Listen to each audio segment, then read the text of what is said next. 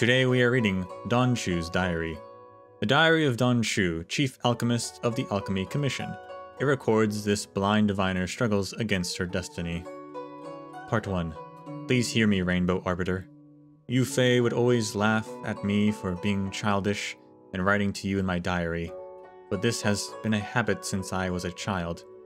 Besides, I also genuinely believe you are able to read this. Your eyes have always been able to see everything you want to see.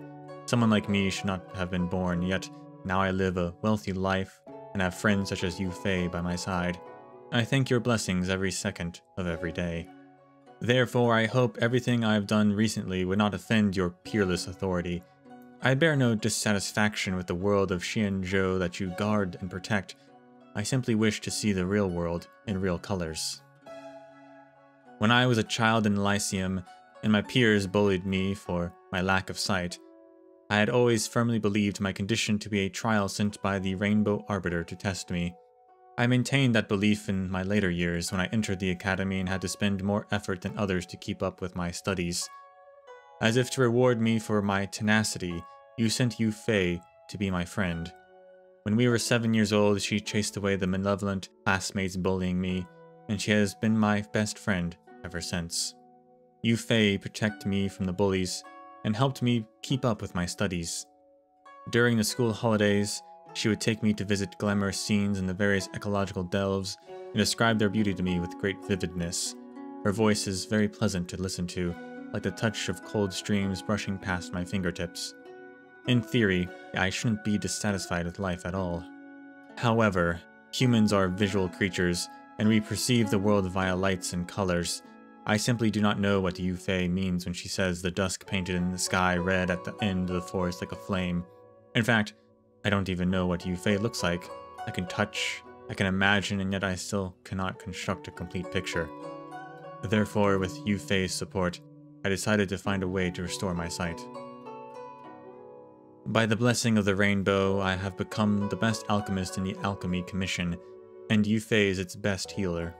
Perhaps we can indeed find a way to free the incomplete ones from our eternal torment. Yu Fei and I had tried many strategies recently, but none of them worked. Firstly, we tried to non-invasively create prosthetic eyes. In fact, this is how my ingenium arm works, which can function as well as a real arm. Theoretically, these non-intrusive methods can help incomplete ones with visual impairments. However, for those with visual neuron developmental issues such as I, non-intrusive methods can do little to help. Secondly, we tried to create vision using the principles behind butterfly immersia. At its core, butterfly immersia uses Foxian pheromones to create controllable illusions. We wondered whether it can therefore bypass the eye as a visual signal receptor and directly send images to the brain. The outcomes indicated this to be a viable strategy. However, these signals failed to form the meaningful images in my brain. It did allow me to see colors and shapes for the first time, but I genuinely cannot tell what is red and what is a circle. We guess this is due to how butterfly immersia rely on the experiencer's senses to recreate images. Therefore, when faced with the sensory stimuli that I have never experienced before, even the Foxian's pheromones were helpless. How odd. It showed me so many colors, but I don't really miss that feeling. Thirdly, we tried to trigger sensory compensation using other senses. This was Yu Fei's idea, which was an extension of the non-invasive prosthetic eyes concept. By converting visual signals from auditory, tactile, gustatory, or olfactory signals, these other sensory organs could create a whole new concept of sight. We created a prototype gadget, but our biggest challenge was its size. All of the external sensors added together are heavier than the weight of 3 humans combined. It was a pain to even walk while carrying them, let alone testing them. Nevertheless, we still conducted many tests. Our results indicate this tool is much better suited for short-life species. Their brains have greater plasticity, through which sensory compensation can trigger synesthesia, where one sensory organ activates a different sensory organ. If they use this tool for long periods of time, they would be able to realistically taste, hear, or smell color, shapes, and visual distances. However, for the long-life species with low neuroplasticity, such as I, these sensory organs cannot come together to create a brand new sense. Admittedly, I now know the testing block is blue whenever I taste chili peppers, and if I smell a frosty scent after that, then I know the block is a cone in shape, but I still have not seen them, let alone know what blue means.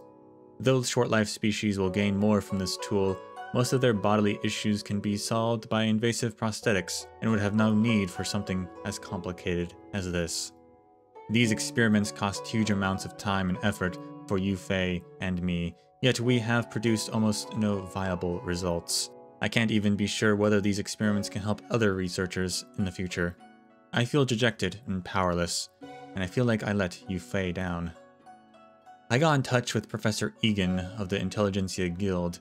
He presented a rather outlandish solution, something called the Eliminative Materialism Therapy. Eliminative materialism is an ancient philosophical idea that states all human emotions arise from internal steroids and electrical signals. Professor Egan believes that if we cannot eliminate the root of the incomplete one's suffering, then we will eliminate the suffering itself. As long as we use a pump to periodically inject specific medications into the body, we can make the person not care about their physical issues. I will have no desire to see the world, and not feel sad about my condition at all. It sounds very bizarre, but it seems to be a viable path. Unfortunately, the experimental results indicate this does not work for long-life species either. The hormones within long-life species are strictly regulated, and any external force that influences this system would cause an overwhelming retaliation. I experienced uncaring freedom for about 2 hours before almost dying to a cytokine storm.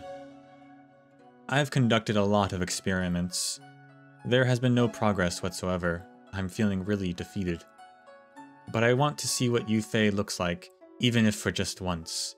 So I asked behind Yufei's back. She would never agree to something as ludicrous, for Professor Egan to transplant a pair of eyes for me. I saw myself in Yufei for the first time. Her short black hair shimmered with light like soft silk, and her pale skin was beautiful, like the best ceramics from the Zhu Ming. Her ebony eyes were bloodshot with sadness and fatigue, and she kept shedding tears. She looked at my new eyes and said, "Don Shu, do you know what this means to you?" I know. Of course I know. These eyes will gradually be rejected, bringing me unimaginable pain in the process. Historically, people have even become stricken with Mara due to such agony. Then I would return to the darkness and lose everything I have momentarily gained. I said to Yufei, "Let's go see those views together, the ones you told me about." 10 days later, we stood shoulder to shoulder, gazing at the artificial sun gradually disappearing on the other side of the delve's false sky. The rejection reaction was getting stronger and stronger, but as long as she was beside me, it didn't seem so bad. The dusk painted the sky red at the end of the forest like a flame. That night, as I screamed in a puddle of my own blood, I once again returned to the darkness.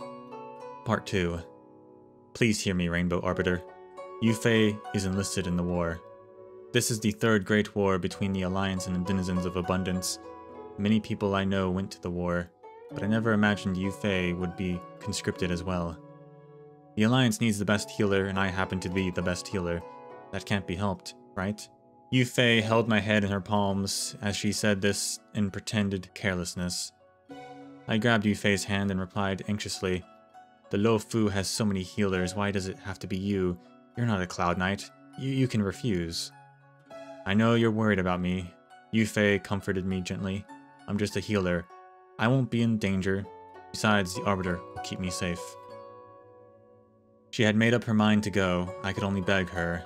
"You're an amazing person. You can live a happy life even without me, but I'm weak. I don't know how to live in a world without you, so please, please return in one piece." Yufei laughed haplessly. "I can't live without you either. Trust me, I'll be back safe and sound." She then let go of my hand. I knelt on the ground, covered my ears, and curled up in a ball. I didn't want to listen to the sounds of her leaving. "Rainbow Arbiter, please bring her back safely." Someone became Mara-struck in the urban area of the Exalting Sanctum and caused quite a bit of destruction. We have been assigned by the Ten Lords Commission to conduct an autopsy on his corpse. The results of the autopsy were very interesting to me. I'm going to record it here for future reference. The deceased was an incomplete one. He was born without limbs and had a congenital heart condition. However, the autopsy indicated all his disabilities seemed to have completely disappeared after he became struck with Mara. His limbs became stronger than a Yellowstone calf's. and his heart was as steady as a starskiff's engine. In fact, such records are often to be found in the annals of history, but I'm still very stunned to come face to face with such an occurrence. I have to admit that I have been deliberately ignoring one particular cure for the incomplete ones, specifically to accept the plague's author's power. After all, no one had heard about there being incomplete ones among the Borisin. Perhaps there indeed exists a way to harmlessly utilize the plague's author's power. Of course, this is only a fleeting fantasy. Doing such experiments would be a crime worthy of death. Just in case, these words are for any future judge of the Tin Lords Commission who may investigate this diary. The above content is all my fantasies. I have no plans of executing them. Yufei and I wrote many letters to each other recently. She's safe for now at the field hospital away from the front lines. Of course, I'm worried about her, but the only thing I can do is silently pray. Rainbow Arbiter, please keep her safe. The war is over, we won, and Yufei is dead. I can't understand how she could die in the field hospital, away from the fighting. I kept asking and asking like I was mad till the Cloud Knights finally told me the truth. The Rainbow Arbiter had descended onto the physical plane and annihilated the Borisin's fleet using their divine arrow. At the same time, their divine miracle wrought some collateral damage, such as the field hospital Yufei was based in. She did not die in the hands of the denizens of abundance. Instead, she was ground to dust by the Rainbow Arbiter's divine arrow, with not even a single bone of her left behind. Why, Rainbow Arbiter? Rainbow Arbiter, this will be the last time I write to you. I wish all that you hope to destroy are resurrected. I wish all that you hope to preserve is annihilated. I wish all lives in the land will thrive contrary to your desires. I wish all stars in the sky will dim because of your existence. I wish this cosmos to be full of life and not full of death. I wish the Alliance will exist forever, but not in the way you desire.